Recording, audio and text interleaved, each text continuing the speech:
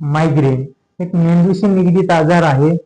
काही विशिष्ट दिवसांच्या अंतरानंतर परत परत डोक्याच्या विशेषतः अर्ध्या भागामध्ये एक ठकठक पल्सिंग थ्रॉम्बिंग अशी ठणक असणारा आजार म्हणजे मायग्रेन. मायग्रेनच्या विशेषतः 4 स्टेज असतात. एक प्रोड्रम, दुसरा ऑरा, तिसरा अटॅक आणि चौथा पोस्टड्रम. प्रोड्रम मध्ये एक अलार्म बेल असते जिथे आपल्याला पहिले मायग्रेनचा अटॅक येणे अगोदर संकेत जाणवते, जसं की मूड चेंज होणे, काहीतरी खाण्याची इच्छा होणे, थकवा असणे, नेक्स्ट स्टेप असणे. त्यानंतर दुसरी स्टेज असते ऑरा. ऑरा मध्ये आपल्याला थोडंसं डोळ्यापुढे व्हिज्युअल चेंजेस जाणवतात, जसे की झिगझॅग लाईन्स येणे, अचानक डोळ्यामध्ये फ्लॅश पडणे, त्यानंतर आपल्याला एकदम डोक्यात मुंग्या जाणवणे. आणि त्यानंतरची तिसरी स्टेज मायग्रेनची येते ते म्हणजे अटॅक. अटॅक मध्ये काय असतं, हे कंटिन्यू चावल्यासारखं, हातोडी मारल्यासारखं डोक्यात अत्यंत तीव्र वेदना असतात डोक्याच्या. त्याच्यामध्ये आपल्याला मळमळ, नावशा, वॉमिटिंग होते, काही सुचत नाही.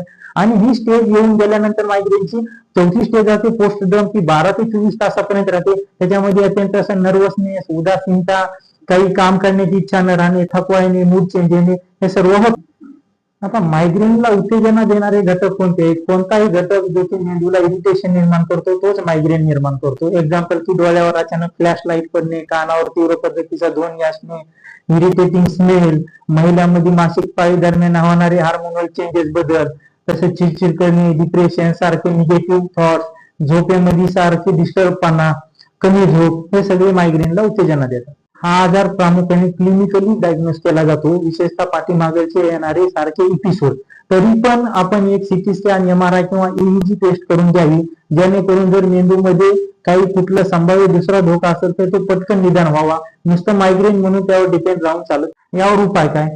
मंद प्रकाश आणि शांत असणाऱ्या रूम मध्ये विश्रांती करणे, नियमित 7 ते 9 तास झोप घेणे, योग्य संतुलित आहार व भरपूर पाणी पिणे, मध्यम स्वरूपामध्ये एरोबिक एक्सरसाइज करणे. जास्त पण स्ट्रेनस एक्सरसाइज हे मेंदूला इरिटेशन निर्माण करते.